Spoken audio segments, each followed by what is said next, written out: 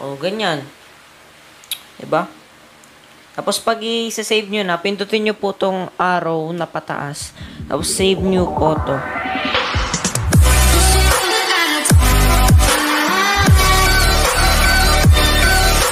Hello guys, yan from White here. In today's video, tuturuan ko po kayo kung paano i-import ang polar code sa photos nyo. At bago po magsimula ang ating video, kailangan po naka-like, comment, share, subscribe.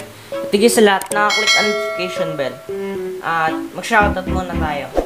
Shoutout kay Chloe Whitey, tsaka shoutout din kay Alexandra Manapat. Okay guys, tuturuan ko na kayo kung paano. Okay guys, nandito na po tayo sa cellphone natin. Yan. Una, punta po kayo sa Pinterest. Yan. I-download nyo to sa Play Store. Pinterest. Tapos search nyo polar codes. Oh.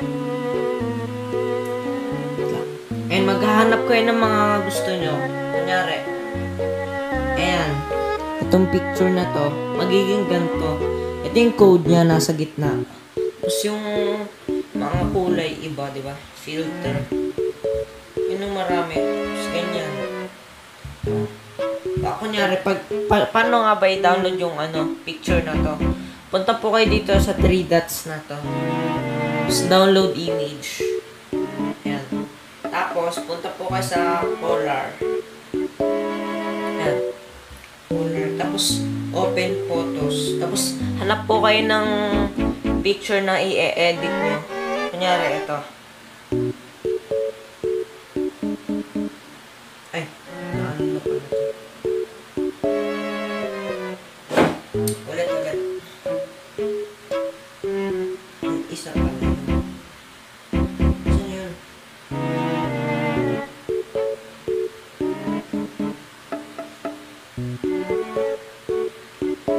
Ano ba picture maganda? Wait lang, hanap lang ako guys.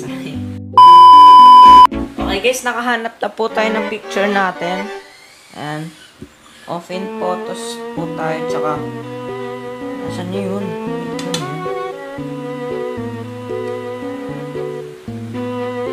Ito na lang. Yan, kunyari ito. Tapos, pindutin nyo po itong yung code dito. Tapos, import from photos. Tapos, hanapin nyo yung code na yun. Ito. Yan. Diba may maganda? Anong gusto nyo? Pag ganito? Paiba. Marami pang iba. Pwede nyo i-adjust yung opacity nya. Yan. Gusto ko mga ganito lang. Check nyo. Tapos, pwede nyo rin i-adjust kung gano'ng malinaw. Ganyan. Kayo na bahala dyan.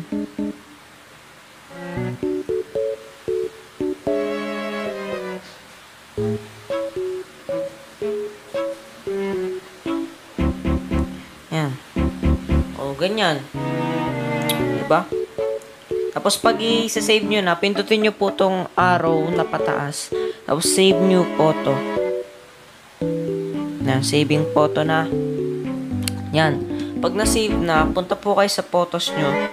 Tapos, nandun na. Saan yan? I-screenshot nyo na lang po to. Itong picture na to.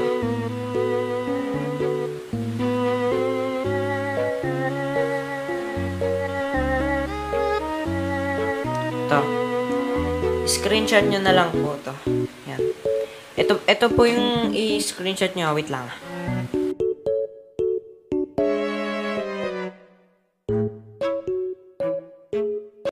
Okay guys, at doon lang po magtatapos ang ating video at sana nakatulong ito sa inyo.